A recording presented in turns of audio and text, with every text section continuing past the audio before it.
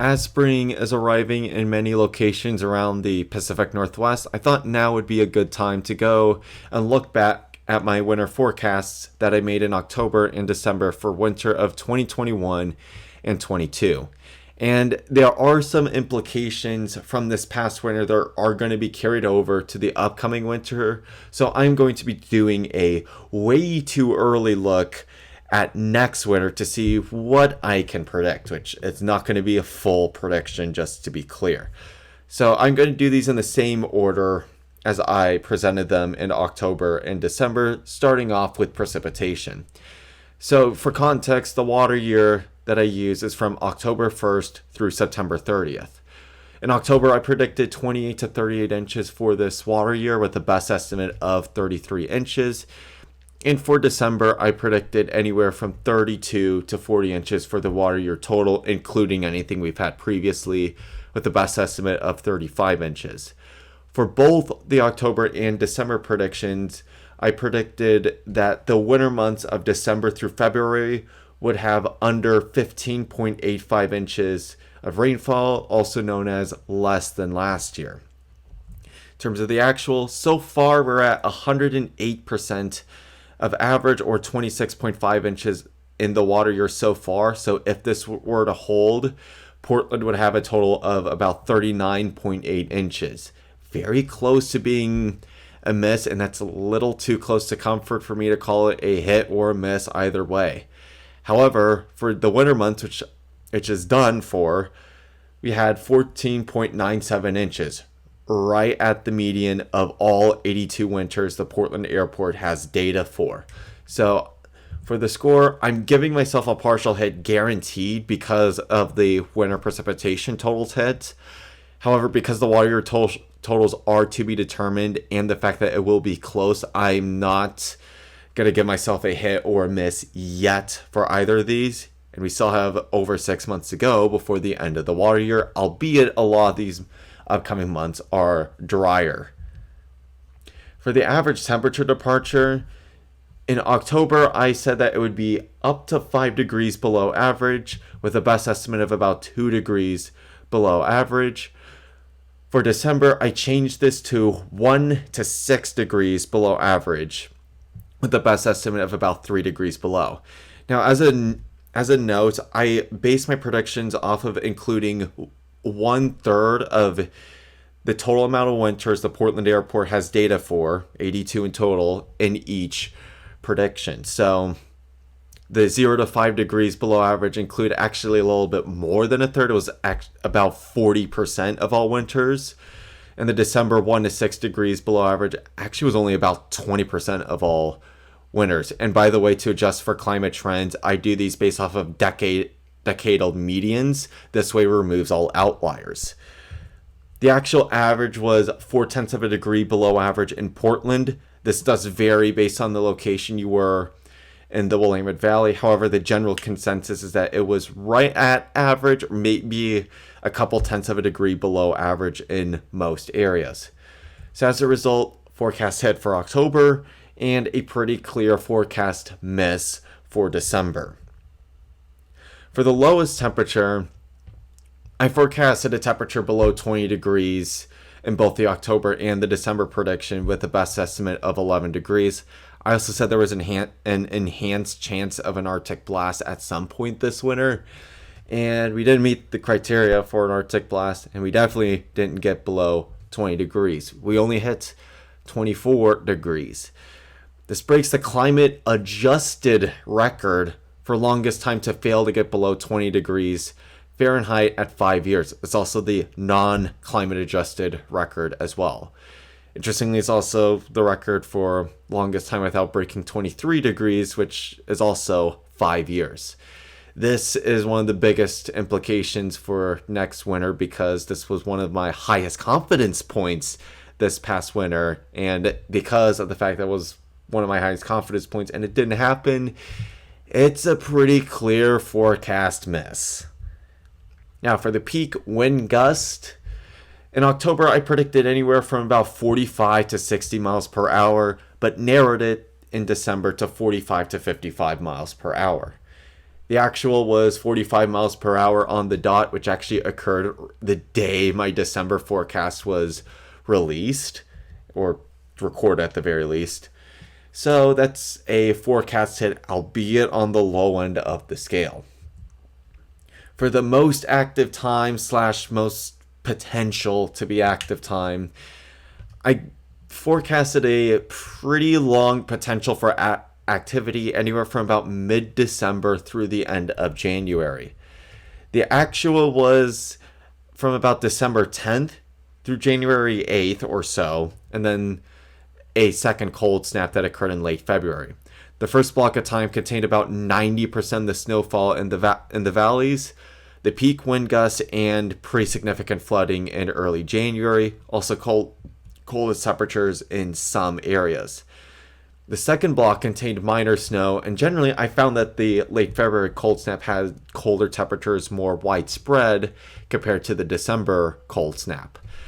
So as a result, I'm giving myself a partial hit because I did put the correct time for the majority of the winter events. However, because the second block contained more minor snow and the coldest temperatures, and there was 3 weeks where it was absolutely nothing in terms of any sort of rainfall or anything, it was just pure sun essentially, I feel like a partial hit is the best way to go here for me.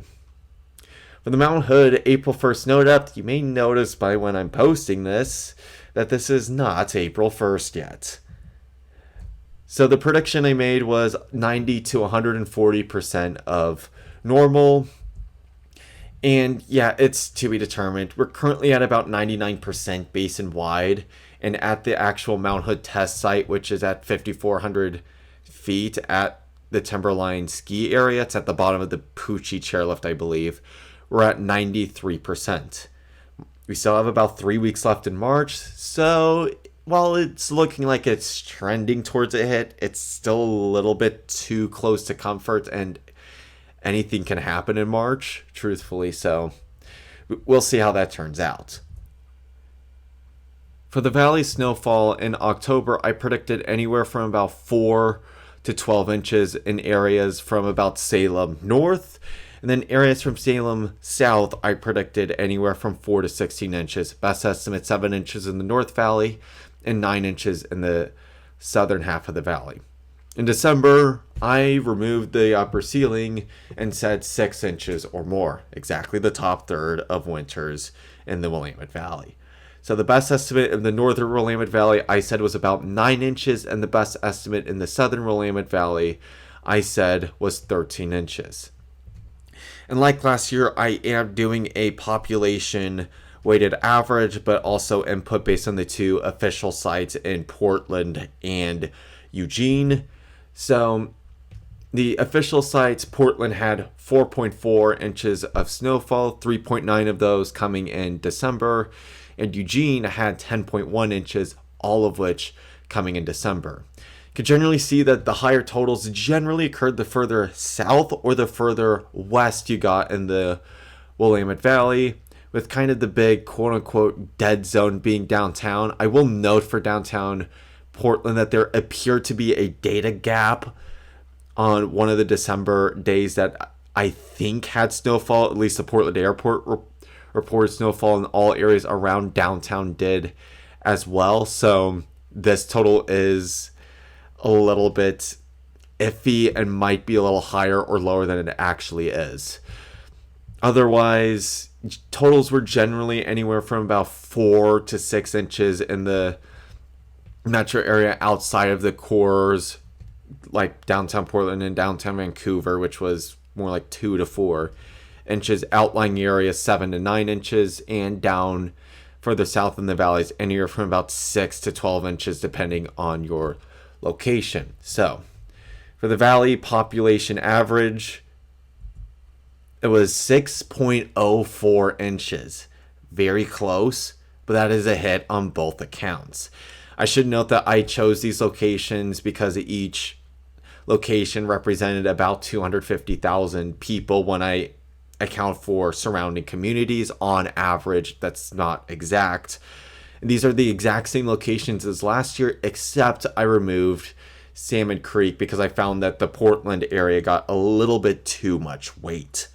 So this is the official scorecard. So overall, it's looking like I'm going to be getting about a 60 to 75% depending on how these April 1st snow depth and the water year turns out. Even though I have the scores as faded, a partial hit is guaranteed. And overall, I feel like this was a pretty successful forecast, all things considered, especially considering that the industry average is about 55% for long-range forecasts. So that's enough for the previous winter.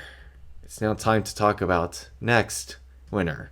And I'm pretty sure I'm the first in the Portland metro area to do this, even though I'm recording this from Corvallis right now. So let's get started.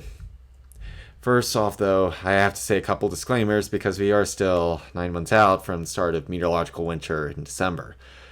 This is mainly based off of statistics, based off of previous years. I'll do more historical trends as the ENSO state becomes more clear come October, if applicable, or even trends that I can see from summer to winter, if applicable. New this year, I'm also predicting next year's ENSO state with the SUNSPOT cycle. This is more reliable than climate models in order to predict the ENSO state because the climate models actually predicted an El Nino this winter from March and April last year. So yeah, not really so hot with that. Also, just to be clear, I'm not using all 7 forecast parameters that I showed you in my forecast verification because anything that requires analog years will not be included in this analysis. And then also analog years make this more specific when I need actual specific oscillation data and ENSO data, and I can't get that till about August and September.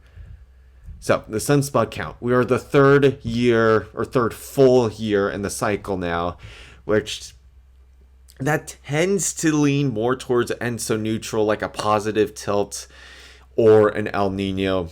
8 out of 10 years fall into that category of having a positive anomaly as a peak. So I'm kind of leaning more towards that ENSO neutral El Nino versus another La Nina. Plus, it's uncommon to get 3 La Ninas in a row. It's not impossible, but it's not uncommon either. And the last time that happened was the early 2000s.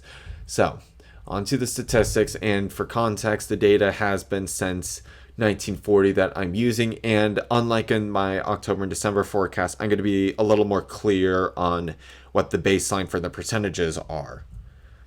So, as I explained earlier with the forecast miss, it has been 5 years without going below 20 degrees in Portland. This is a record long, even after you adjust for climate trends. The trend adjusted likelihood of this occurring next winter is 2.8% of not going below 20 degrees. Now, in my previous predictions in the last 2 years, I did not trend adjust these statistical analysis numbers. However, on some of the predictions, I did vocalize what they were. So just FYI, that's why the number doesn't look change much from last winter. And then also statistics have to do with this. Only 3 winters have had both no snow and a temperature below 20 degrees. And really, the no snow could also just be less than 1.8 inches because that was the next lowest year. This has not been adjusted for climate trends, as I will do in October, just FYI. So this is an 8% frequency, and I use a base rate of winters with a temperature below 20 degrees. That's above the 90% statistically significant mark. Also, only 3 winters have had their average temperatures be 1.5 degrees or higher above their decade's median and a below 20 degree temperature. This is about a 16% frequency. And the reason why it's a higher frequency than the 8% is because I changed the base rate using the rate of winters more than 1.5 degrees above their decade's average/median. There's less of those winters compared to winters below 20 degrees. And the reason why I chose 20 degrees is 20 degrees as the long-term median of lowest temperature in Portland. continued, and I swear this is the last slide of statistics. We've now gone 7 winters in a row with measurable snowfall. This is now tied the record longest period. However, not everywhere in the Willamette Valley has had this luxury / misery, depending on your point of view. The likelihood of this occurring next winter is down to 7.2%. However, because the sub 20 degrees statistic is higher, or I guess lower than this, it overrides this statistics. I'm putting a higher weight on that. However, I am raising the chance of a no-snow winter this coming winter compared to last winter, especially because ENSO neutrals and El Niños tend to produce more no-snow winters than La Nina winters do. Also, we haven't had January snow for 5 years. Also ties the record. Likelihood of this occurring next winter again is about 4.4%. And the base frequency that I use for this is actually the January's only since 1991. 30 years is considered statistically significant, and that is 31 years. So essentially, it's the NOAA climate normal period. And also, this pretty much removes a lot of the higher frequency Januaries that, in terms of snowfall, that we occurred in the 50s and 60s, or commonly was 3-4 Januaries in a row that had significant snowfall. So I'm trying to remove all biases as possible. Then also, this next statistic assumes an El Nino next winter, which is not guaranteed. Only 3 El Nino winters have had an average temperature that have been below 1.5 degrees below the decade's median. This is a likelihood of occurring about 17.6%, and the base frequency is looking at the 17 winters total that had a average temperature of about 1.5 degrees or more below their decade's average. And so neutral and La Nina are heavily favored in this, and it's about 50-50 split between the two. So, on to the way too early predictions. Water year. This is way too early to tell. I need analog years for that. Average temperatures. I think it's a safe bet right now to assume it's going to be within 2 degrees of average, buying a little wiggle room on each side of the statistics here. Lowest temperature below 20 degrees. We'll see how low the potential will be in October. I'm not going to give a best estimate yet, nor will I call that there's going to be a widespread Arctic blast yet. Peak wind gusts, too early to tell. I need analog years for that too. Most active time, I think at least part of January will be included, especially because of that January snow statistic. And especially if it's ENSO neutral, Januaries tend to be more active in ENSO neutral years compared to La Nina years. If it's an El Nino, it tends to lean more towards December, at least with the first El Ninos, though not always. Mountain snowfall depth next April 1st. Way too early to tell. The actual ENSO state is going to be super important with that. And then lastly, valley snowfall, at least 1.5 inches, buying a little wiggle room as well. And there's about 40% chance of no snow based on the statistics. So that is it for my winter forecast verification and the way too early look at next winter. I'm sorry that this was so long. And I hope you all enjoyed it. And unless if we get something severe wise in the springtime or summertime, if there's another 116 degree heat wave, I'll definitely be posting more videos. But otherwise, the next guaranteed video won't come out until October, unless if I post some sort of travel video or, again, severe weather updates. But otherwise, take care.